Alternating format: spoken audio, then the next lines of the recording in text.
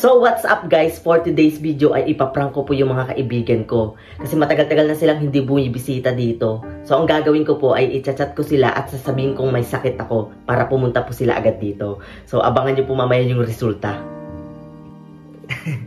So ayun guys, na-chat ko na sila. Hinihintay ko na lang yung reply. Excited na ako. Ayun, guys, napaniwala ko sila. Papunta na ngayon sila dito. Excited na ako.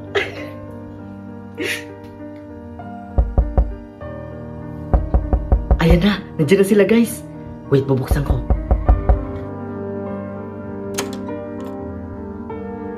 Oh Marvin, kamusta pakiramdam mo? It's a prank! Ha? Ano? Prank lang? Oo mga tol, prank ko lang yun para pumunta kayo dito. Namiss ko kasi kayo eh. Ano ba yan Marvin, hindi kami nakikipagbiruan sa'yo? Alam mo naman na may ginagawa din kami. Nakaka-bad trip ka naman Marvin. Sinasayang mo lang yung oras namin. Hindi ka nakakatuwa Marvin. Tara na nga guys, umalis na tayo dito. Tara na, uwi na tayo. Tara. Teka, sandali lang mga tol. Ano ba yan? Bad trip, naubusan pa talaga ako ng gasolina. Kainis.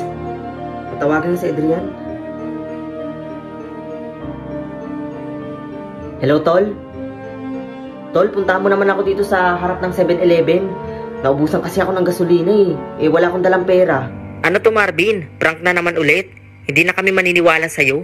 Nasasayang lang yung oras namin sa mga prank mo. Sige na, bye. Tol, hindi to prank. Bahala ka dyan, Marvin. Matutulog na ako.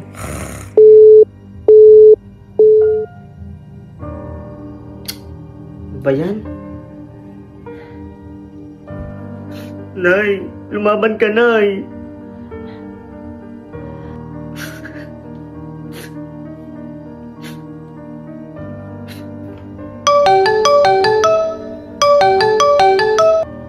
Hello, Tol? Adrian? Puntahan mo naman ako dito sa ospital, oh. Nandito kasi ako kasi inatake sa puso si nanay. Ha?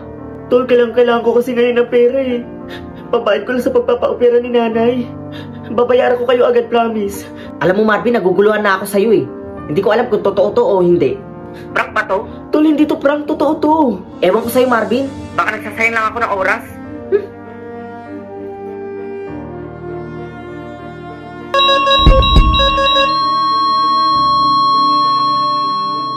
Time of death, 5:40 PM.